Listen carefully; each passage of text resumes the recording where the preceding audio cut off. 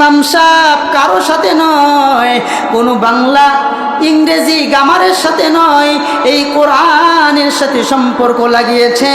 এই জন্য আল্লাহ পাক রব্বুল আলামিন ওই ইমাম সাহেবকে সম্মানিত করে দিয়েছেন, ঠিক না?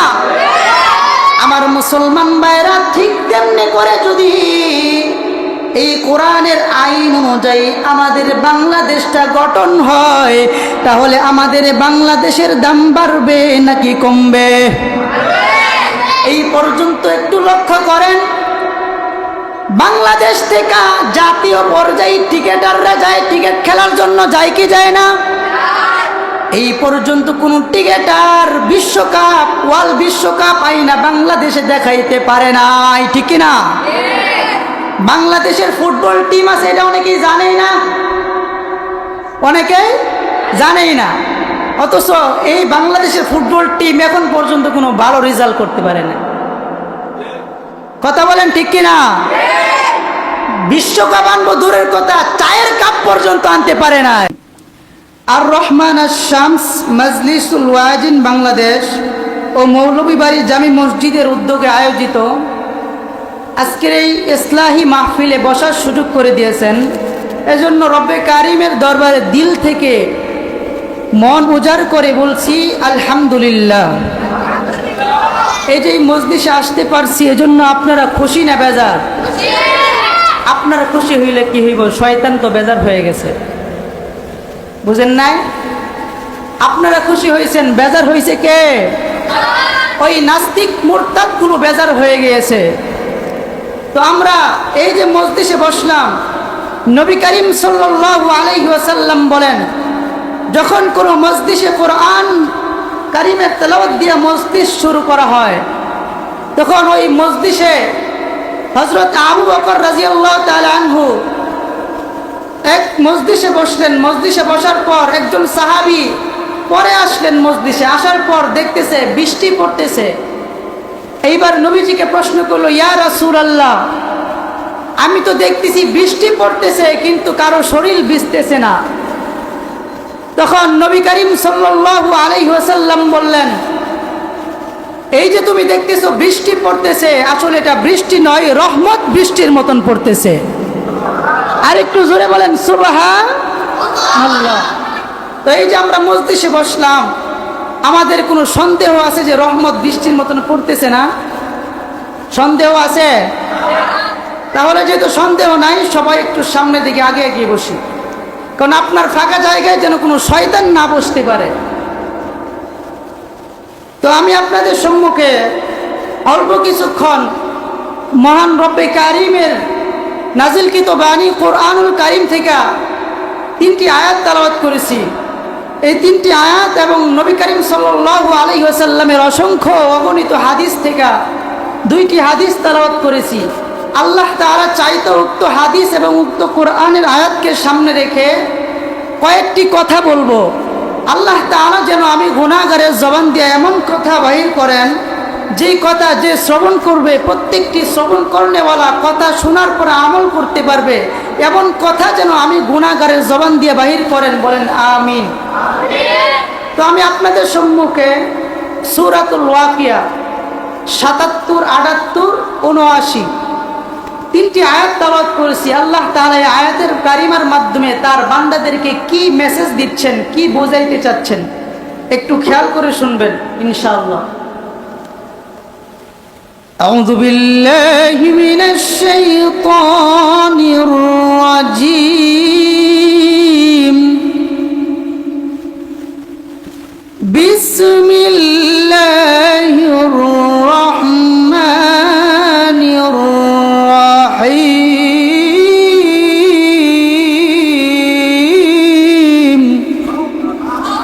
আর একটু জোরে বলেন আল্লাহু আকবার। ইন্নাহু লাকুরআনুন কারীম।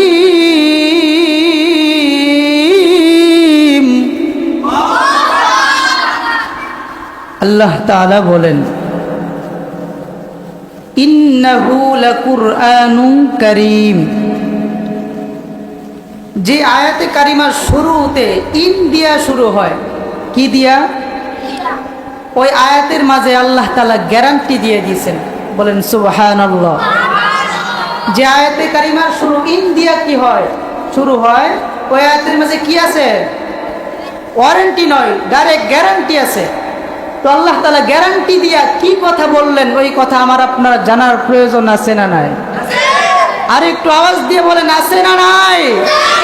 তো আল্লাহ তাআলা বলেন, ইন্নাহু লাকুরআনুন কারীম,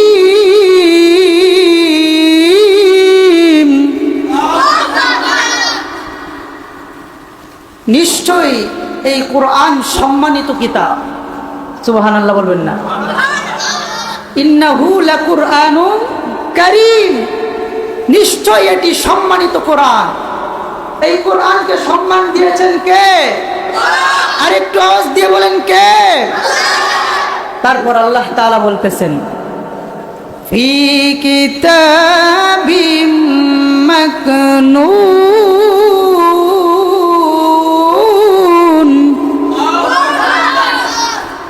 প্রথম আয়াতে আল্লাহ তাআলা বলেন, নিশ্চয় এই কোরআন সম্মানিত কিতাব। তারপর আল্লাহ তাআলা বলেন, ফি কিতাবিম মাকনুন, যা আছে এই কিতাবে সংরক্ষিত। এই কিতাবে যেই আয়াতগুলো সংরক্ষিত, প্রত্যেকটি আয়াত সম্মানিত। এই কিতাবের মাঝে যেই হরফগুলো সংরক্ষিত, প্রত্যেকটি হরফ সম্মানিত। এই কিতাবের মাঝে যেই নকতাগুলো সংরক্ষিত, প্রত্যেকটি নকওয়াতা সম্মানিত। যেই জবরগুলো আছে, যেই প্রেসগুলো আছে, যেই তাসদীদ জজমগুলো আছে, প্রত্যেকটা জিনিসই সম্মানিত। বলেন সুবহানাল্লাহ। শুধু তাই না, আল্লাহ তাআলা বলেন, লা ইয়ামাসসুহু ইল্লাল মুতাহহারুন।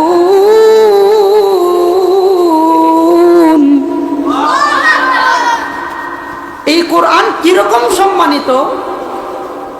যারা এই কোরআনকে স্পর্শ করবে তারা যেন পবিত্রতা না হয়ে এই কোরআনকে স্পর্শ না করে। সুবহানাল্লাহ। তাহলে এই কোরআন কতটুকু সম্মানিত? আল্লাহ তাআলা বলেন, এই কোরআন এতটুকু সম্মানিত, এই কোরআনকে যদি কেউ স্পর্শ করে তাকেও পবিত্র হতে হবে। তার মানে বোঝা যায় যে এই কোরআনকে স্পর্শ করলে নিজে পবিত্র হতে হয়। তাহলে ওই কোরআন কতটুকু পবিত্র? কম না বেশি? আল্লাহ পাক রব্বুল আলামিন যেহেতু এই কোরআনকে সম্মান দিয়েছেন, এবার আল্লাহ তাআলা বলেন যে ফি কিতাবিন মাকনুন, যা আছে সংরক্ষিত সবই কি দামি। শুধু এতটুকু দামি নয়, এই কোরআন যেখানে যাবে ওই জায়গায় দামি হয়ে যাবে। যার সাথে সম্পর্ক লাগবে সে দামি হয়ে যাবে। যেইখানে এই কোরআন রাখবা ওই স্থান দামি হয়ে যাবে। সুবহানাল্লাহ বলেন। এই কোরআন কেমন দামি? ও মুসলমান, একটু খেয়াল করিয়া কথাগুলো শোনো। এই কোরআন নাজিল হয়েছে আমার আপনার কলিজার টুকরা হৃদয়ের স্পন্দন, বিশ্ব মানবতার মুক্তির দূত জনাবে মুহাম্মাদুর রাসূলুল্লাহ সাল্লাল্লাহু আলাইহি ওয়াসাল্লাম। এই কোরআন যে নবীর উপর নাজিল হয়েছে, আমার আপনার নবী বিশ্ব নবী রহমাতুল লিল আলামিনের উপরে কোরআন নাজিল হওয়ার কারণে আমার আপনার নবীর শান সম্মান বেড়েছে নাকি কমেছে? আর একটু আওয়াজ দিয়ে বলেন। এই কোরআন নবীর উপর নাজিল হওয়ার কারণে নবীর সম্মান বেড়ে গিয়েছে।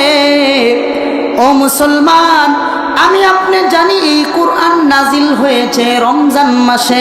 বলেন কোন মাসে? শাহরু রমাদানাল্লাযী উনজিলা ফীহিল কুরআন। আল্লাহ পাক রব্বুল আলামিন এই রমজান মাসে এই কোরআনকে নাজিল হওয়ার কারণে বলেন তো দেখি রমজান মাসের সম্মান বাড়লো নাকি কমলো? কম না বেশি? এই কোরআন কদরের রাত্রিতে নাজিল হয়েছে, এই জন্য কদরের রাত্রির সম্মান বেড়েছে না কমেছে? এই কোরআন নবীর উপর নাজিল হওয়ার কারণে নবীর সম্মান বেড়ে গিয়েছে। রমজান মাসে নাজিল হওয়ার কারণে রমজান মাসের দাম বেড়ে গিয়েছে। এই কোরআন কদরের রাত্রিতে নাজিল হয়েছে, এই জন্য কদরের রাত্রির দাম বেড়ে গিয়েছে। এ মুসলমান, তুমি যদি এই কোরআনকে রেহালের মাঝে রাখো, যেই রেহাল কাঠ দিয়ে তৈরি করছো, ওই রেহাল দিয়ে এই চেয়ার তৈরি করছে, ঠিক কিনা? যেই কাঠ দিয়া চেয়ারকে তৈরি করছে, ওই চেয়ারের মাঝে যদি আমি আপনি একটা লাথি মারি, চেয়ারকে কি সালাম করতে হয়? কিন্তু যেই কাঠ দিয়া এই চেয়ার বানালো, ওই চেয়ারকে লাথি মারলে সালাম করতে হয় না। এই কাঠ দিয়া যদি কোরআনের রেহাল বানায়, একটু আওয়াজ দিয়া বলেন ওই কোনো ভালো মজলিসের লোক ওই কোরআনের রেহালকে লাথি দিবে? একটু জোরে বলেন। কেন লাথি দিবে না? কারণ এটার মাঝে কোরআনের সাথে সম্পর্ক হয়ে গেছে, ঠিক কিনা? এই কোরআনের সাথে রিহালের সম্পর্ক লাগার কারণে রিহালের সম্মান বেড়েছে নাকি কমেছে? হে মুসলমান, এই কোরআনের সাথে আপনি একটু সম্পর্ক লাগান। কাপড় দিয়ে আমরা পাঞ্জাবি বানাই, কাপড় দিয়ে লুঙ্গি তৈরি করা হয়, কাপড় দিয়ে মোজা তৈরি করা হয়। আবার কাপড়ের টুকরা দিয়ে আমরা ঘরের ফ্লোর মুছি, জুতা মুছি কিনা? একটু খেয়াল করেন, এই কাপড়ের টুকরা দিয়া, যেই কাপড়ের টুকরা দিয়া জুতা মুছেন, ফ্লোর মুছেন, ঠিক তেমনি করে আরেকটি কাপড়ের টুকরা দিয়ে একটি কোরআনের জন্য গিলাফ বানালেন। আপনি একটু চিন্তা করিয়া বলেন, কোনো ভালো মজলিসের লোক ওই কোরআনের গিলাফ দিয়া জুতা মুছতে পারে? ঘরের ফ্লোর মুছতে পারে? কেন পারে না?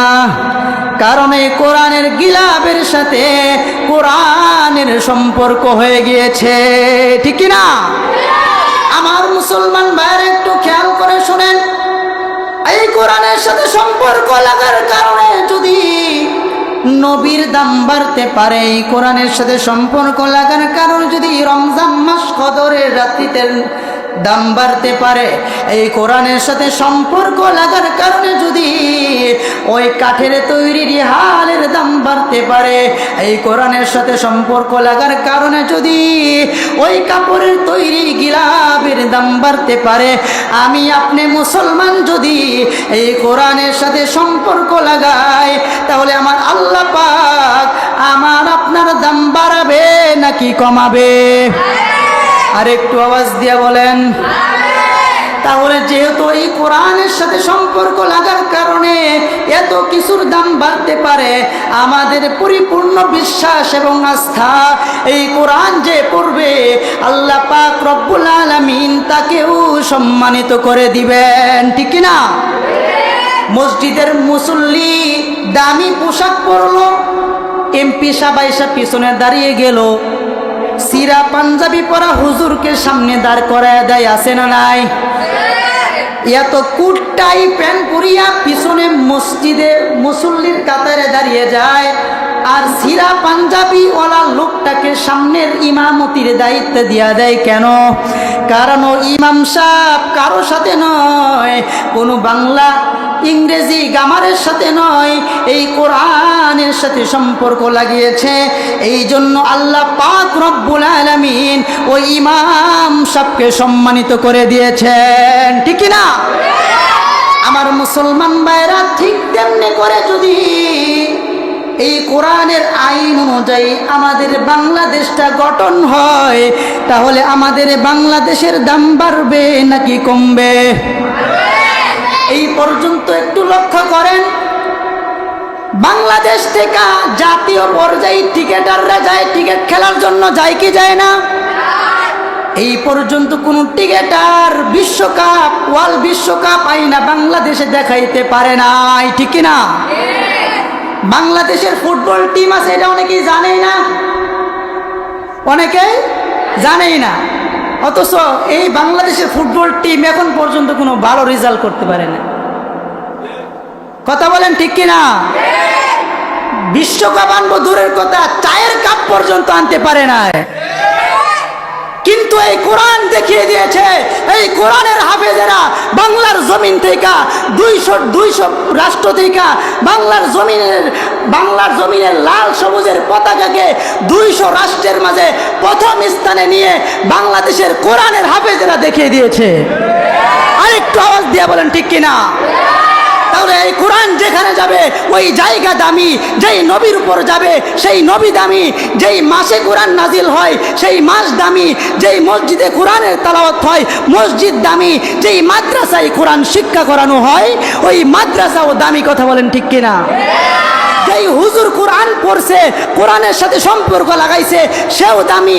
যেই মুসল্লি প্রতিদিন মেহনত করিয়া করিয়া কোরআন শিখে, কোরআনের মস্ক করে, সেই মুসল্লিও দামি। কথা বলেন ঠিক কিনা? তার মানে বোঝা যায় কোরআন যেখানে যাবে সেখানেই দামি হয়ে যাবে। কোরআন যার সাথে সম্পর্ক লাগবে সেই দামি হয়ে যাবে। তাহলে আমার আপনার কোরআনকে ভালোবাসার প্রয়োজন আছে না নাই? কম না বেশি? তাহলে আমরা চাই কি চাই না এই বাংলাদেশ, আগামী বাংলাদেশ কোরআনের রাষ্ট্র গঠন হবে? বলেন ইনশাআল্লাহ। আমরা চাই কি চাই না? যদি আমরা বাংলাদেশকে কোরআনের রাষ্ট্র গঠন হবে এইরকম ইচ্ছা থাকে, আমাদের মসজিদের মেম্বারগুলোতে ওই রকম হক্কানি আলেম বসাতে হবে যে হক কথার মাধ্যমে আমাদের সমাজকে গঠন করতে পারবে, ঠিক না? আর যদি ওই রকম আলেম বসান, কিরকম? ওই রকম, কিরকম? এইরকম একটা ঘটনা বলবো। এক আলেম, আপনি কিছুদিন আগে যান, 400-500 বছর 200 বছর আগে যান, ওই সময় আলেম মসজিদের ইমাম সাহেবরা হাফেজ ছিল না, খুব কম ছিল। হাফেজও না, আলেমও না, সাধারণ মানুষ, একটু বুজুর্গ, তাকেই ইমাম বানিয়ে দিছে। এরকম ছিল, মোটামুটি একটু সহি শুদ্ধ বা মোটামুটি কোরআন তেলাওয়াত করতে পারে, তাকেই কি করছে? ইমাম বানিয়ে দিছে। তো এক ইমাম সাহেব, ওই জমানায় নিয়ম ছিল যদি এই জমানায় কোনো মানুষ মারা যায়, এলাকায় কোনো মানুষ মারা যায়, তার জানাজা যেই হুজুর পড়াবে, বাকি যত দাওয়াত আছে সব দাওয়াত ওই হুজুরের, বাকি যত ব্যবসা আছে সব ব্যবসা কার? ওই হুজুরের। তো এইবার ইমাম সাহেব পকেটের অবস্থা খুব খারাপ, ঘটনা খুব মনোযোগ, পকেটের অবস্থা খুব খারাপ। এইবার ইমাম সাহেব মনে মনে দোয়া করে, শুনতে পারছে যে এলাকার মাঝে একটা প্রভাবশালী লোক, তার বাবা অসুস্থ। এইবার ইমাম সাহেব মনে মনে দোয়া করে, আল্লাহ মরে না কে, মরে না কে। তার বাবা মরলেই তো জানাজা পড়াবে কে? ইমাম সাহেব। বাকি সব ব্যবসা কার? ইমাম সাহেব। তো এইবার হঠাৎ করে ইমাম সাহেব দোয়া করতে করতে একদিন হঠাৎ করে ইমাম সাহেব সফরে বাইর হয়েছে, অনেক দূরে। দূরে সফরে যাওয়ার পর খবর পাইছে যে ওই যে প্রভাবশালীর লোক, প্রভাবশালীর বাবা অসুস্থ ছিল, ওই বাবা ইন্তেকাল করছে। এইবার ইমাম সাহেব তো ওই জায়গা থেকে খালি ইন্না নিল্লা পড়তে পড়তে দৌড়ে দৌড়ে আইছে। জানাজা পড়াইলি তো কথা বলে না। তাহলে এইবার ইমাম সাহেব দৌড়ায় আসছে, আসার পর দেখে জানাজা শেষ, মানে কি? ব্যবসা শেষ। কি শেষ? এইবার ইমাম সাহেব আইসা থেকে জানাজা শেষ। এখন ইমাম সাহেব মূর্খ, মুসল্লিও কি মূর্খ। এখন ইমাম সাহেব যা ফতোয়া দিব মুসল্লি এটা মানতে বাধ্য। কথা বলেন? ইমাম সাহেব যেই ফতোয়া দিব মুসল্লি মানতে কি বাধ্য। এইবার ইমাম সাহেব ফতোয়া দিয়েছে যে জানাজা কে পড়াইছে? ওই হুজুর। আপনি যে জানাজা পড়াইছেন, যার বাবার জানাজা পড়াইছেন, জানাজার মাঝখানে কি তার বাপ তার ছেলে মেয়ের নাম নিয়ে কোনো আয়াত বানাইছিলেন? নাউজুবিল্লাহ কয় না? তার ছেলে মেয়ের নাম নিয়ে কোনো আয়াত বানাইছিলেন? তো এবার না বানাইছি না। তো তাহলে তো জানাজাই হয় নাই। আপনি কার জানাজা পড়াইছেন? কত মানুষ হয়তো শুয়ে রয়েছে, বুঝে না? কত মানুষ হয়তো শুয়ে রয়েছে, কার জানাজা পড়াইছেন? তাহলে কি করা লাগবো? এবার হুজুর ফতোয়া দিছে যে জানাজা আবার পড়া লাগবো, নতুন করে আয়াত বানানো লাগবো। যার বাবা মারা গেছে তার ছেলে মেয়ের নাম নিয়ে আয়াত বানাইতে হইব। এবার ওই হুজুর তো আয়াত বানাইতে পারে না। এখন যে হুজুর পারে সেই হুজুর জানাজা পড়াইব। এখন যদি আবার জানাজা পড়াই তাহলে কে পড়াবে? ইমাম সাহেব। কে পড়াবে? ইমাম সাহেব। এইবার ইমাম সাহেব আবার জানাজা শুরু করছে, আল্লাহু আকবার বইলা জানাজা শুরু করছে। প্রথম তাকবীর সুবহানাল্লাহ সানা পয়রা শেষ, আবার আল্লাহু আকবার দুরূদ শরীফ শেষ, আবার আল্লাহু আকবার মাইয়াতের জন্য দোয়া করছে, আবার আল্লাহু আকবার বলছে। এখন চিন্তা করতেছে আমিও তো আয়াত বানাই নাই, তারপরে নামাজ শেষ করে আগের হুজুরও আয়াত বানাই নাই, আমিও আয়াত বানাই নাই, ফিটনি তো একটাও মারি ধরবো না। কই ভরবো? পিঠে। এইবার ইমাম সাহেব চতুর্থ তাকবীরের পর আয়াত বানাইতে হইব না, কারণ যেহেতু ফতোয়া দিছি, ফতোয়া তো কাজে লাগাইতে হইব। এইবার উচ্চ আওয়াজে, জানাজার মাঝে উচ্চ আওয়াজে তেলাওয়াত করা যাবে যাবে না। এইবার ইমাম সাহেব উচ্চ আওয়াজে শুরু করে দিয়েছে, একটু গভীর মনোযোগ। ওয়ালাদ কা নাম ইমরান ওয়ালাদা ফাতেমা উসকা নাম রমাজান ফাবিআই আলাই রব্বিকুমা তুকাজ্জিবান। নাউজুবিল্লাহ কয় না? ইমাম সাহেব আয়াত বানাইছে, ওয়ালাদ কা নাম ইমরান ওয়ালাদা ফাতেমা উসকা নাম রমাজান ফাবিআই আলাই রব্বিকুমা তুকাজ্জিবান। ইমাম সাহেব বলতেছে, যে মারা গেছে তার ছেলের নাম কি? ইমরান। তার মেয়ের নাম কি? ফাতেমা। যে মারা গেছে তার নাম রমজান। এইবার পিছনে আরেক হুজুর আছে না, কেউ না বুঝুক, বুঝে কে? এক হুজুরের ফোন দিতে আরেক হুজুরই বুঝে নাকি? এইবার পিছনের হুজুর বলতেছে, আয়াত বানাইছে আরেকটা, এ জানাজা বিচ না হাদিস, এ জানাজা বিচ না হাদিস বিচ না কুরআন ফাবিআই আলাই রব্বিকুমা তুকাজ্জিবান। আরেকটু আওয়াজ দিয়ে বলেন নাউজুবিল্লাহ। এইবার পিছনের ইমাম সাহেব বলতেছে, যে জানাজা পড়াইতেছো মৌলবী, এই জানাজা হাদিসেও নাই, কোরআনেও নাই, নামাজ শেষ করো, সব বইলা দিন। এইবার ইমাম সাহেব চিন্তা করতেছে, সাবধান, যেহেতু হ্যাঁ বই জ্বালাইছে আমার চালাকি, তাহলে তো মায়ের একটা মারি ধরবো, সব কই পড়বো, আরেকটা আওয়াজ দিয়ে কোথায় পড়বো? এইবার ইমাম সাহেব আবার আরেকটা আয়াত বানাইছে, আদা মেরা আদা তেরা বনকর জবান ফাবিআই আলাই রব্বিকুমা তুকাজ্জিবান। কি বলতেছে? আদা মেরা আদা তেরা বনকর জবান, অর্ধেক আমার অর্ধেক কার? তোমার। বন্ধ করো তোমার জবান, কিছু বলার দরকার নাই, যা ব্যবসা আছে পরবর্তীতে অর্ধেক আমার অর্ধেক কার? তোমার। কেউ কিছু বলার দরকার নেই। তো এইরকম এইরকম ইমাম সাহেব যদি কোনো সমাজে থাকে, ওই সমাজে কখনো পশ্চিম কালেও কি কোরআনের রাষ্ট্র গঠন হইতে পারে? পশ্চিম কালেও কি ওই সমাজ কোরআনের আইন অনুযায়ী সমাজ গঠন হইতে পারে? এই জন্য কোরআনের আইন যদি আমার দেশে চালু করতে চাই, কোরআন অনুযায়ী যদি আমার সমাজ গঠন করতে চাই, তাহলে আমার মসজিদের মেম্বারটা এমন একজনের হাতে তুলে দিতে হবে যে এই কোরআনের মাধ্যমে আমার সমাজকে গঠন করতে পারবে। কথা বলেন ঠিক কিনা? তাহলে আমরা চাই কি চাই না এই কোরআন অনুযায়ী আমাদের সমাজটা গঠন হোক, আমাদের দেশ আগামী বাংলাদেশ কোরআনের বাংলাদেশ হোক? চাই কি চাই না? সমাধান চাও যদি জীবনে মরণে, ফিরে যাও খুঁজে নাও চোখ রাখো কোরআনে। সাথে সাথে সমাধান চাও যদি জীবনে মরণে, ফিরে যাও খুঁজে নাও চোখ রাখো কোরআনে। ঠিক কিনা? আমি আপনি যখন কোরআনে চোখ রাখবো, কোরআনের আইন বাস্তবায়ন করব, তখন সব সমস্যার সমাধান কোরআনে আছে। কথা বলেন। যেই সমস্যার সমাধান কেউ দিতে পারে না, সেই সমাধান দেয় কে? আরেকটু আওয়াজ দিয়ে বলেন, যেই সমস্যার সমাধান কেউ দিতে পারে না, সেই সমস্যার সমাধান দেয় কে?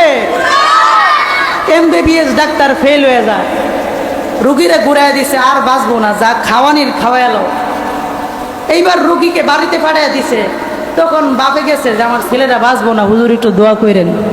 কতক্ষণ কতক্ষণ ডাক্তার ফেল, হুজুরের কাছে গেছে, তার মানে বোঝা যায় কি MBBS ডাক্তারের বড় ডাক্তার হুজুর।